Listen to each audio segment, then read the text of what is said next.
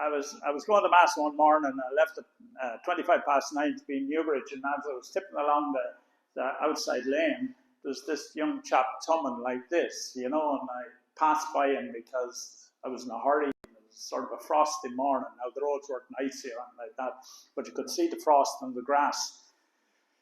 And when I got to the roundabout, there at Little's, Wyatt's actually, it was that time. And the Holy Spirit said to me, I want you to go back and pick up your man off the road. So I swung around the roundabout. Now, so I'm going to be late for Mass. He says, go back and pick him up. And I picked him up off the road. And when he got into the car, he was a young chap, nice young chap, and the smell of beer off him.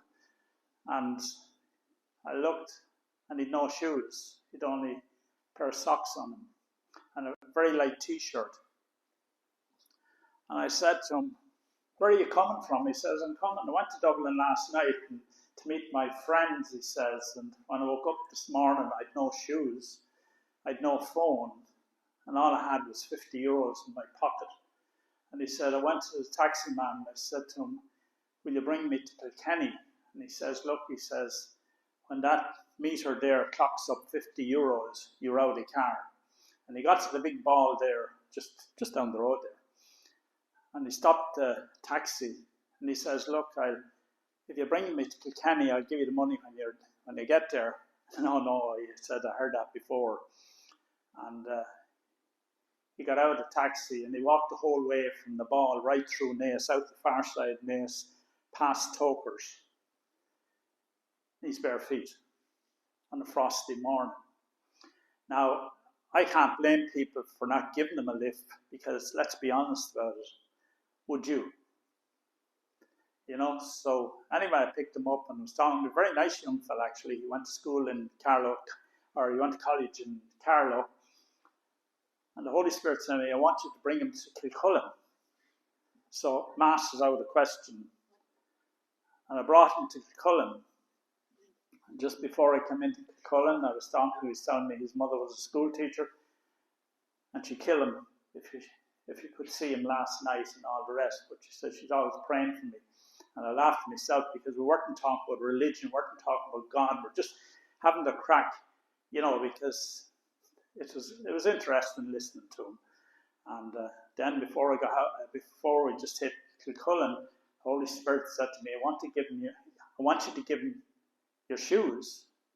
I'm not. He's too tall, they won't fit him. And I'll be honest with you, he was taller than me, and usually a taller fellow with longer feet. Well, I think that's the way it goes anyway. So, and then the Holy Spirit said, if he takes the same size shoes as you, will you give them to him? Yeah, no problem. I thought I was going to win that bet. And I said to him, tell me, what size shoes do you take? He says, I take 8s. Oh, bloody hell. So, when he was getting out of the car, I said to him, I have a pair of shoes for you. Have you? He says, yes, I have. And I took off a pair of shoes that Lordslav, they're buying, I think they're about 170 euros, because I can't wear, cheap shoes. It's not that, it's just, I can't, I burn my feet if I wear anything but leather. So I gave them to him, and he stepped out of the car with the skinny jeans, a pair of tan shoes, well, they were boots actually, and first car he tummed, he got a lift. Didn't hear any more about it. But the funny part was I came back to the house, and just as Dolores was coming down the stairs, I came in and I had no shoes. I said, where were you? So I was, Mass, Hey, no shoes? No, I forgot them, says I. Well, thank God I wasn't with you, But that was it. But then maybe 3 years later, Ruth, that's down at the back there, was in the pub in Carlow, because she went to college in Carlow, and this guy, was talking about this fella in Naas. He asked her, where's she from? And she said, Naas. Well, a man in Naas gave me his shoes one day. And she says, that's my dad. And she came home to me and she says, will I get your shoes back off? No, leave it. What I'm saying is, right, You can come, I could have come easy along and say, oh no, it's more important to go to Mass, it's more important to pray and all of the rest. But that's not what the Lord wanted us. It's a bit like going back to Helen's talk there.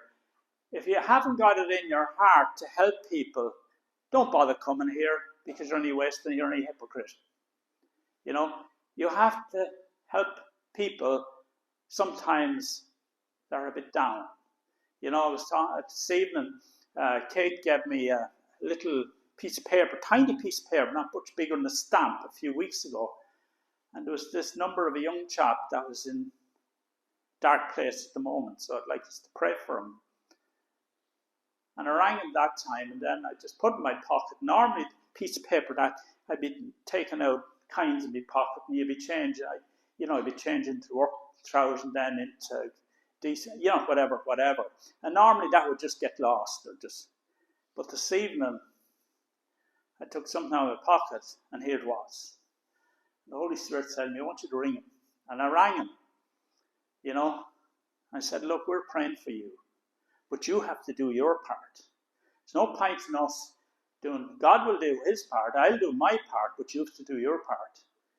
And I spoke to him probably for 10 minutes or this, that, or the other. And I said, the Lord will heal you. He will there's no question about it, he's going to heal you. But you have to do something. See, sometimes we have to reach out beyond what we feel. If we were too snobby and up here we're perfect and all the rest, we wouldn't have reached for him. The Lord couldn't use us either because we'd be so religious. When you think of it, I think even the Lord didn't like the religious ones. Didn't like them at all. He just liked the people with a good heart because he can work through a person with a good heart. I don't like these ones that ring me up every day. Will you say a little prayer for me? This week I had a few of them, like one after another. Will you say a little prayer? Well, say, will you come to the meeting on a Friday? And there's always an excuse. Always an excuse. They don't want to do anything themselves. They want everyone else to do it for them. And you see, sometimes, I think the Lord sometimes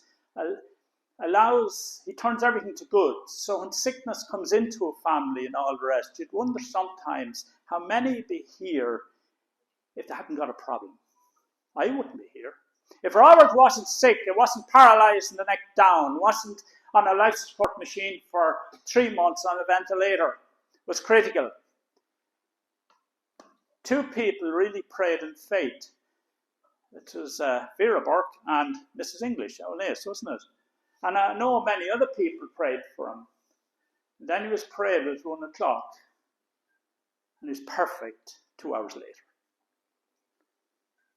It's an incredible God we have. See, they stood in faith. They didn't, this little prayer.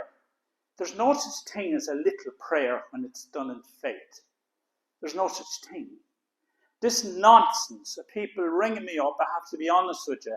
Don't tell them to ring me for a little prayer, because I'll be honest with you, the results on the other end of the phone may not be what you'd like, because I will just go through them for a shortcut sometimes. Because the Lord wants you to come here, to have a relationship with him, to come to know him, so that he won't even just save whoever you're praying for, but he'll save you. He will save your household. Your household. It's a much bigger plan he has altogether. It's not this thing is a little prayer. I won't bother you again then. The Lord wants us to bother him. That's faith. He wants us to keep coming back to him and back to him and back to him in faith, because we'll have trials and we'll have tribulations and all of that. But when he's with us, we'll come through them all. And that's what we have seen.